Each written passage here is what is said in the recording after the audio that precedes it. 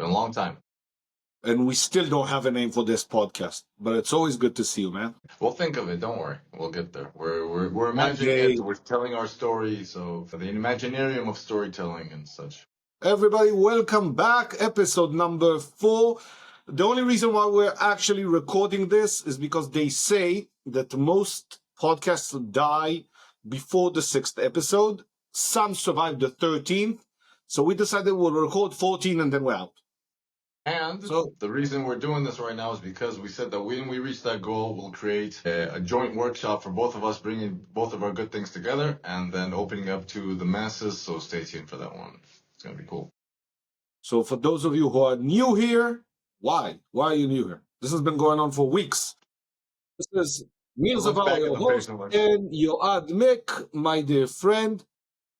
I wanted to share with you something that I don't know if you remember, but when we recorded the first episode, no matter what we did, it said our names wrong. And I felt, I said your name wrong. And then I went again and again. I was like, But I also said my name wrong, which is weird, right? And I've been doing the YouTube podcasts, the YouTube episodes the last 3 weeks. The AI has never understood how to pronounce my surname. Never. No matter what I did, the accent or something, like it doesn't know that this is a name. But this is a compliment, because AI is sort of the collective knowledge of everything that exists there. It really means that your name is super unique and what you do is unique. So actually, I take this as a very nice compliment. Or maybe I don't exist. Perhaps. But your avatar does. So at least that. Maybe they're doing that. So you've had quite a busy couple of weeks, and that's why we didn't have time to record. And now I'm about to embark on a couple of busy weeks. We decided to do this episode talking a little bit about what we're learning from all the events and the conferences that you and I are attending or have attended. So take us a little bit through it.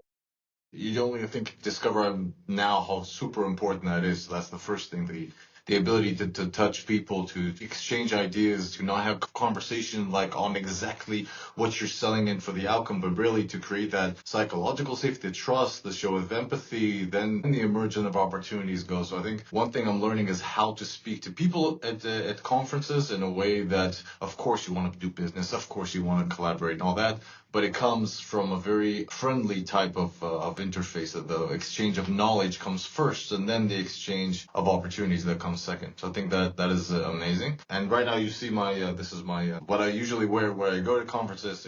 The formal, casual kind of thing. Like I have this, my fuck the slides t-shirt. I was riding my motorcycle today, and a guy was yelling at me, "Fuck the what? Oh, this is great!" And he kept riding. It's just funny. So I'm becoming well known here in northern Thailand because there's stickers all over. And if you go to the co-working, you see a lot of people with stickers on the laptop. So I'm doing a lot of marketing. I love that you're becoming that. They know you for this. And it's interesting that in going back to this networking and the conferences, I keep being introduced as the imagination guy, which is for me fabulous because, you get to own this amazing thing that I'm passionate about and you get to own that. So I think that we're doing a good job of being ourselves and being very authentic, which I think we'll later on talk about developing the confidence and resilience sort of to talk that the conference that you're going to. So we'll touch upon on that, which I'd love to hear as well. But just maybe on a note, I talk a lot about intention and choice. So understanding this is actually very interesting to go into tomorrow to this Tech Chill in Riga, another big startup conference here in the Baltics. And then already coming with this mindset of what I intend to do, how I intend to be, something very important. Sometimes people just go there and float. And even if you don't have like specific schedules, I find that sort of being in this intention and really being there to reach out and to listen to people and to talk to them, to approach them, not to sort of wait for things sort of to happen to you is super important. And often people they don't work at it. And I think I'm learning how important it is to just sort of work at it, to let people talk to you, to bring them in and then create a conversation. This is very interesting. There's go. And then I'll share a little bit about networking at events if you want. No, I was going to share something about the Lindstrom hosting event that I did and how, but I'll talk about I want to share something that's important. Most people forget that when you go to events, true, you want to make a sale, but when you go with an intention, what we call going in with a club in your hand, and every person you see, you like bat them on the, what? You have this? Here's a club on the head, and let's take you back to the cave. I want to make a sale. And I think that's where people make the biggest mistake. Second mistake what people do, and by the way, that's in my book. In fact, the slides where I explain about the blurb, the idea of what the blurb is, where the word came from, and everything. But in a nutshell, what if every single person listening to this podcast right now would sit down and write 70 words? It's about 30 seconds, and I just did a YouTube about it. 30 seconds. And when people ask you, hey, so who are you? Usually we'll be like, hey, I am, and we don't know what to say. Write down, memorize 30 seconds about who you are. By the way, try and avoid talking about the business or the job. It doesn't necessarily mean who you are. It's something you do. If you own a company, tech scene and stuff like that, try and have another 30 seconds to explain what your company does. The reason is this will solve every problem you have in a social event when you go to these things. So when people ask you, hey, so what's your story? What's your spiel? What's your deal? Whatever, you can say, so, hi, this is my name. This is what I do. For me, by the way, the fact that I'm able to travel the world, teaching people how to become better storytellers, and for the last 2 years, I've been in over 40 countries, usually is a great opener for people to go like, what? What do you mean? I said, oh yeah, I wrote a book called Fuck. So it becomes an extension. The good thing about it is after about a minute, if they ask me about who I am in the business, I'm done, and then I can go to them. First of all, they will feel very open, vulnerable, they'll be ready to share. And then I let them jump into the talk and into the whole thing. And you learn that then they're interested. Once they start asking questions, they're interested. It's interesting to say that because I might provide like another approach to this, which is similar to the mindset, but I found that the two things I started to understand if people are ready for that conversation, and then where to start from. So in what you said, in making them feel sort of seeing that their vulnerability and sharing in a good way, in a powerfully vulnerable way that you share, and then they share back, and then you sort of ease the whole setting so they can share more of themselves. I find that two things, as I said. One is when they hear that I'm an imagination coach, there are two main ways to react to this. One would be, interesting. Yeah. And then going on to speaking about, how many people have been to this event? Blah, blah, blah, this thing, or they start talking about whatever they do. And then I know that's a clear indication that this person is not in the open mind of conversation. They're very much just driven, and there's not much curiosity then to go into any conversation. That would be the prerequisite to anything that I do, because you would have to sort of go into that to understand, to accept it, to be open-minded. That's the one thing. Second thing, I find that empathy and practicing empathy is a very, very powerful tool. And I say that especially to founders that I coach that are very introverts, the ones that are super, super smart, but they're socially awkward, or so they think, or so they say, so they go there and they stand in the corner, or they don't join conversations and so on. So one of the key things that I said that to do is just sort of practice this thing called empathy. And if you don't know how to practice empathy, simply walk up to a person, say, hi, my name is, I'd love to know about what you do. I'd love to know what it says on, what's that name of the badge? Tell me about this. And when you start that, they actually give you a lot of information. And what I also get is a lot of information. And that blurb is very important, what you say, but then I am able to then build or rebuild that blurb according to the input that they got. So then it really ties into what they said. They feel seen, heard, and that actually I really tailored it specifically to them. Amazing. So I find that really opens people up, and then they get curious, and then I can actually build on the things that they said, and they go, oh, I said that. So let's play an exercise. This is a very interesting conversation. 99% of people should not be allowed to improvise. They have no such ability or skill. Definitely, most of them are not at your level. Now, talking about branding, which is my next book, one of the key things I'm saying is we made the mistake when we think we present ourselves according to our audience. We do not change. The story we tell them might change. So if I ask someone, what's your spiel? It needs to be good enough and interesting enough to make sure that they lean in and want to know more. What we might call in storytelling a good hook. Here's the exercise. When you say, I'm an imagination coach, that's what we call it, not an open-ended thing. It's closed. This is who you are. This is what you do. Okay, I help people like you unlock their imagination to achieve everything they might want. Now the person on the other side wants to think, they have to think about what they would like, what they want. So if now they say, nice, then I know they're not relevant at all. 99% of them would be, what, how, what does it mean? You can unlock anything. All I need them is to guess, doubt. I need something to work with. Yeah, that's true. Then I can explain how I can achieve it. So for most people, it is easier to categorize me under storytelling because it's just that's the way they're wired. And then you say, another person doing storytelling. That's the fear a lot of times, right? That's the fear that they'll categorize who talks to you. I know.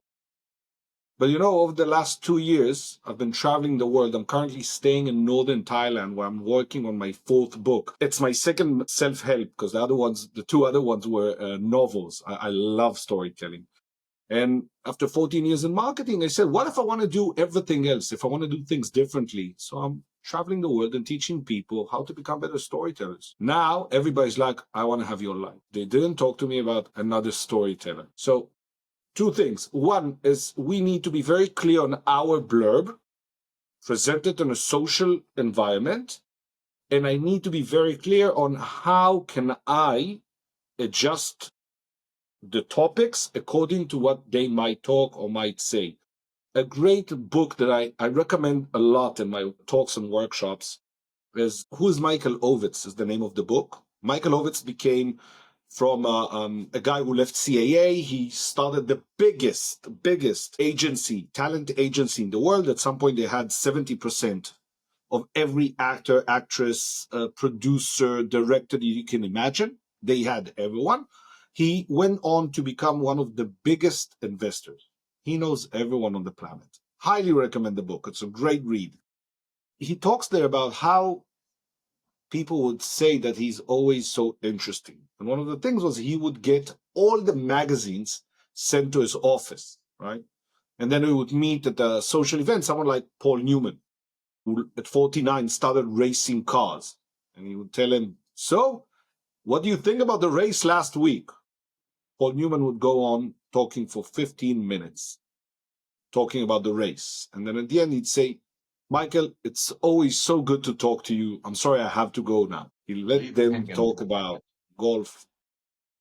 It didn't matter. It's interesting, by the way, on the flip side of that, that I discover for myself is because perhaps people can resonate with this that are very passionate about what they do. Like I think you're passionate about what I do. I'm passionate about what I do.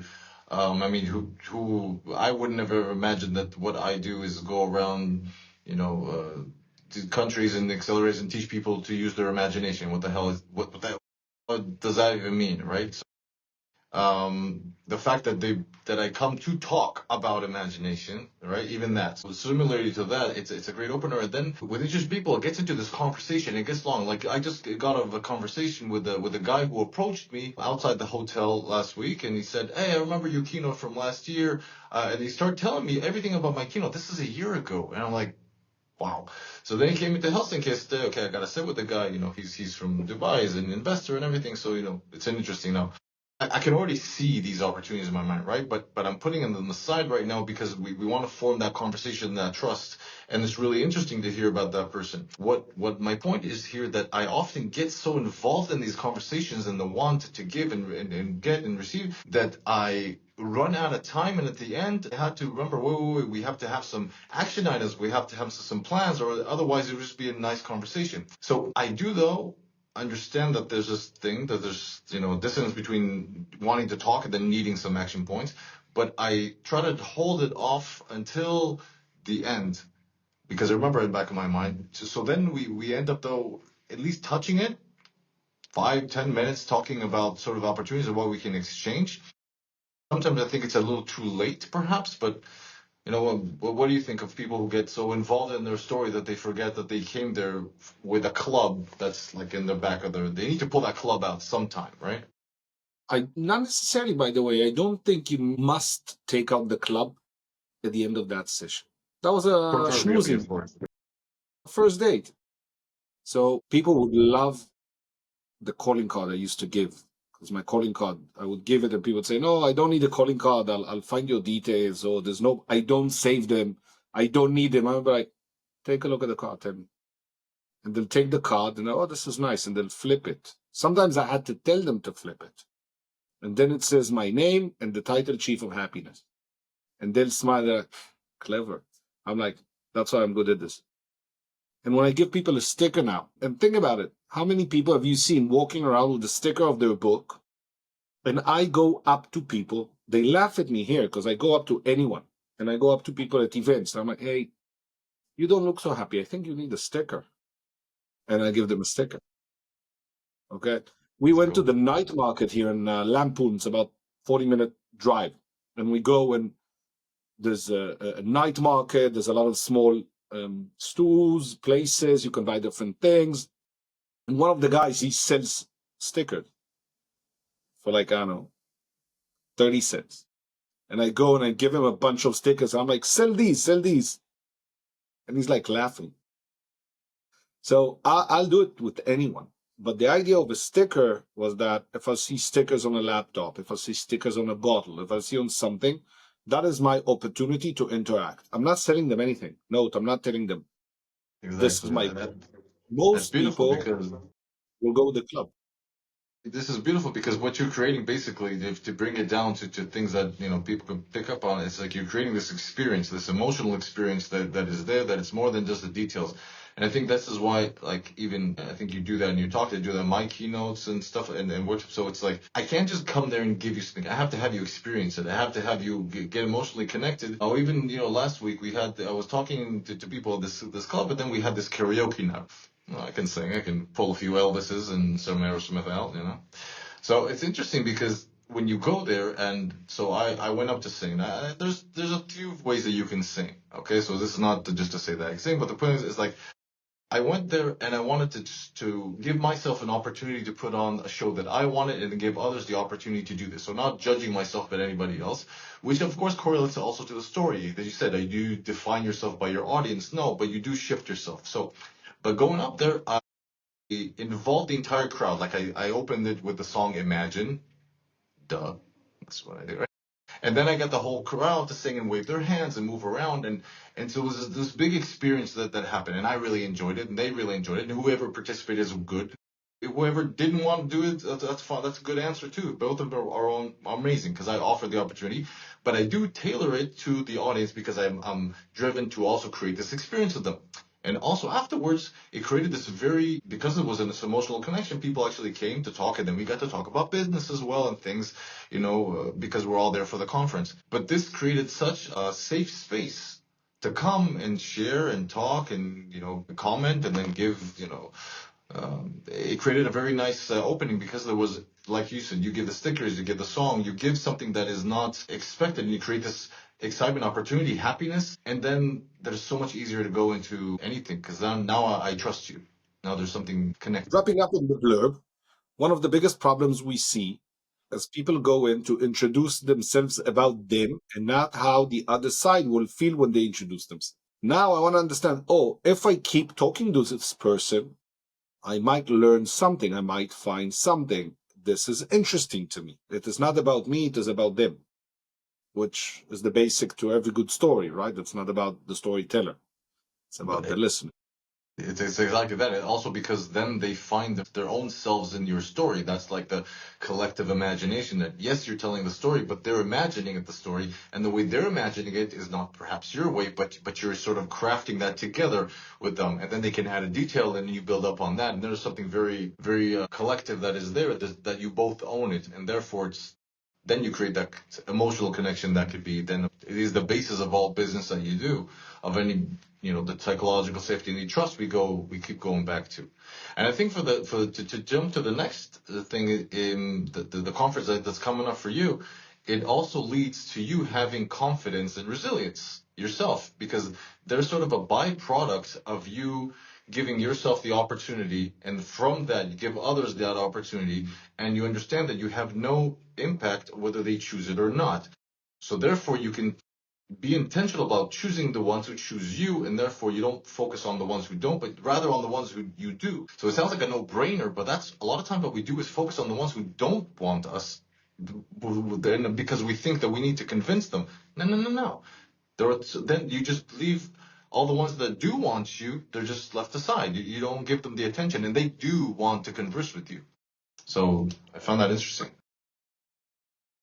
So what are the next events? So what's one thing you learned from one of the last events you went to? One of the events that was interesting last week with this big company here based in Finland, but it's actually it's located in 24 countries around the world. It's called Lindstrom, and they do everything from the carpets, the uniforms, to everything to make hotels and places and functions. And they're a very circular company.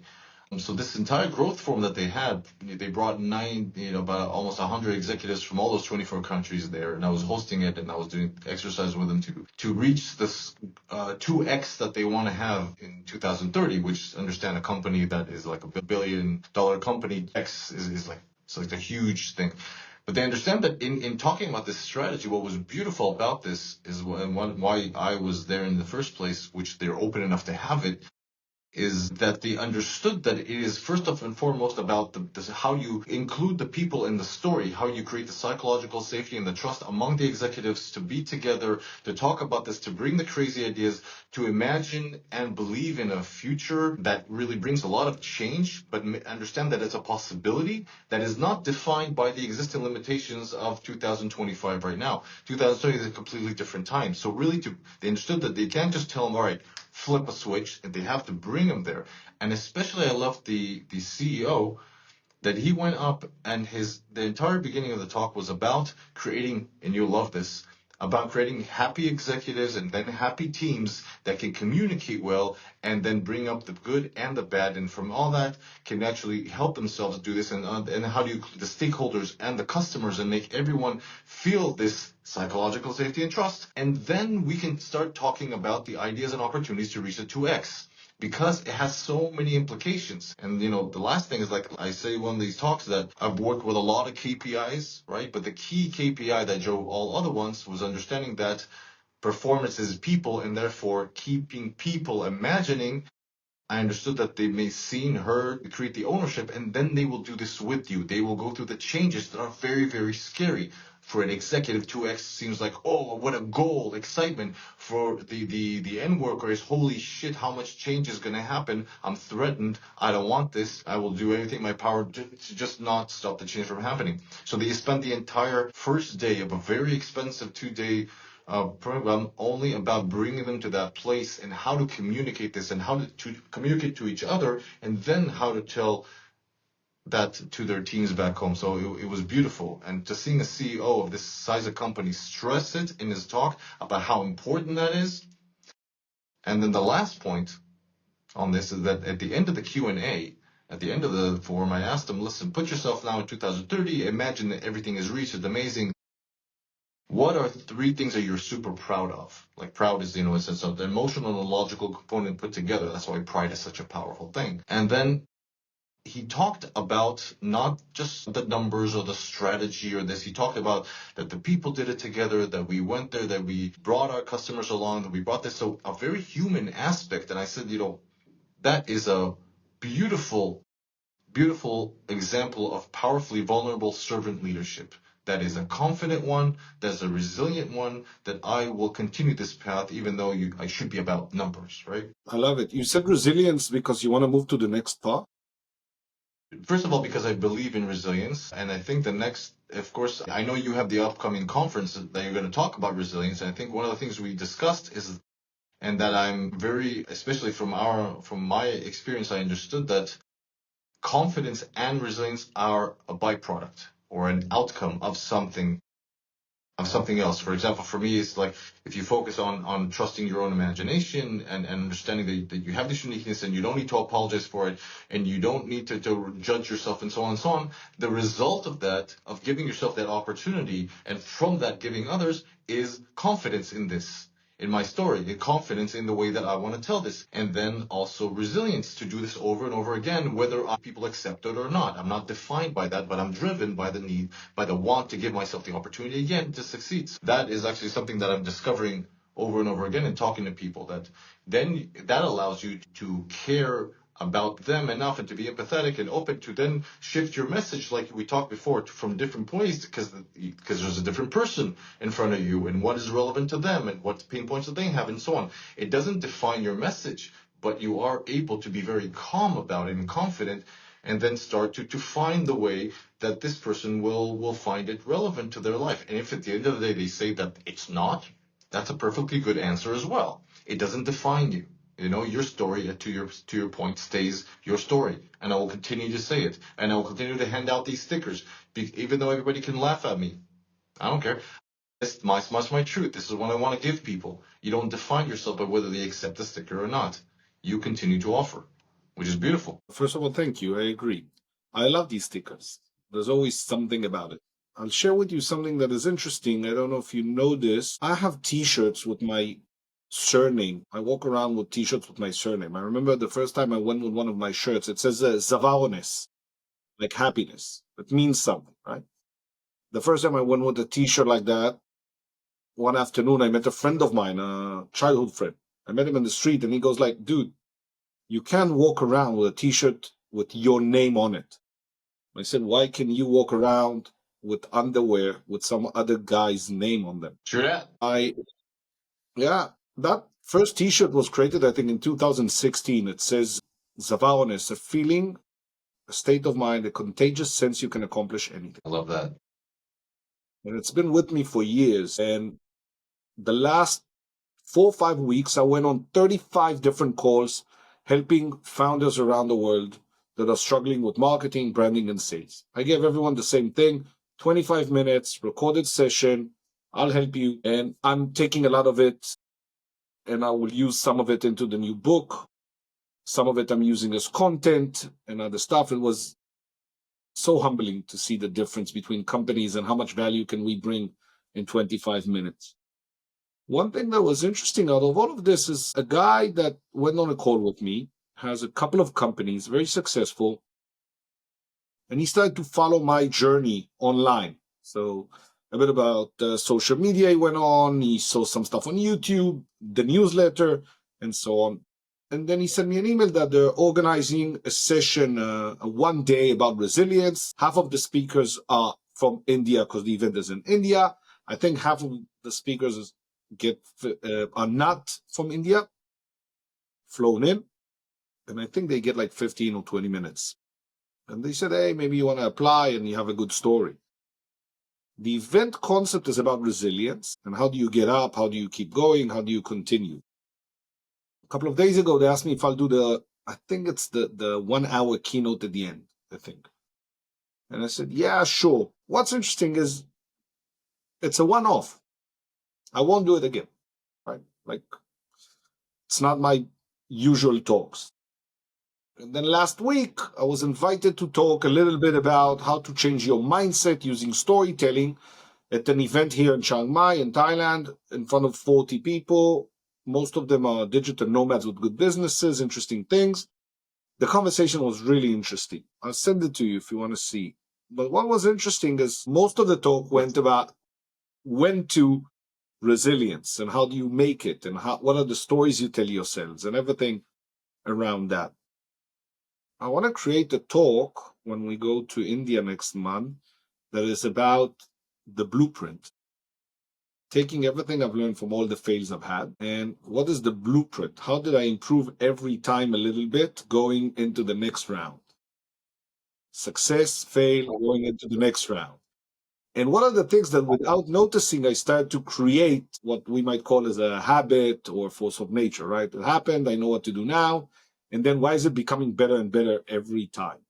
And that's the concept of what I'm working on. But I think there's one thing right in the middle there between the failures and the doing it again and what the learning is, that there's one small thing that I keep talking to people about this, we forget that we step very quickly over. It is the fact that every time that we go to do something again, right, which is the repetition of things and giving you the opportunity to do it again and again and again and again and again, not being defined by the outcome but driven by that's what creates resilience. You get knocked down, you get knocked down, you get knocked down, right? This is why you remember Rocky. This is why you remember all the underdogs that kept getting hit, came back up. That's resilience, right?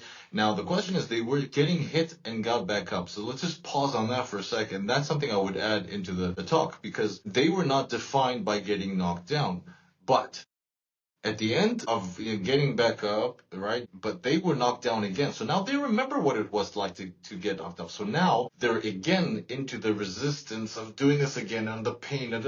Before they stand up again, they have to now get up, right? So they already remember what it is. The first time they got knocked down, they didn't know much, so they went into it again. The second time, they know. The third time, oh, they really know. Fourth and fifth and sixth, they really, really, really know. And it's really hard at that point not to define yourself by getting knocked down again and again and again. I mean, the reason to get up, the choice to go into the resistance and really go for it, it becomes harder and harder and harder and harder the less proof you have that you won't get knocked down again, right? So resilience really comes along at that point where now you're really being tested, right? Are you really resilient? Will you give yourself the opportunity again? Will you not define yourself and give yourself? So that's the last question I always ask them. Great. Are you defined by the outcome? They said, no, I'm driven by it. I said, great. And here's one question to call bullshit on that. Will you give yourself the opportunity to being knocked down again? Will you give yourself the opportunity to do this again? Or will you now change it because you said, I've been knocked down too many times?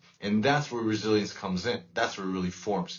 And it becomes a behavior. But that behavior is continuously challenged every time, but because you really want that good result. But yeah, I agree. I've started life 4 times, built different things, I've done different things.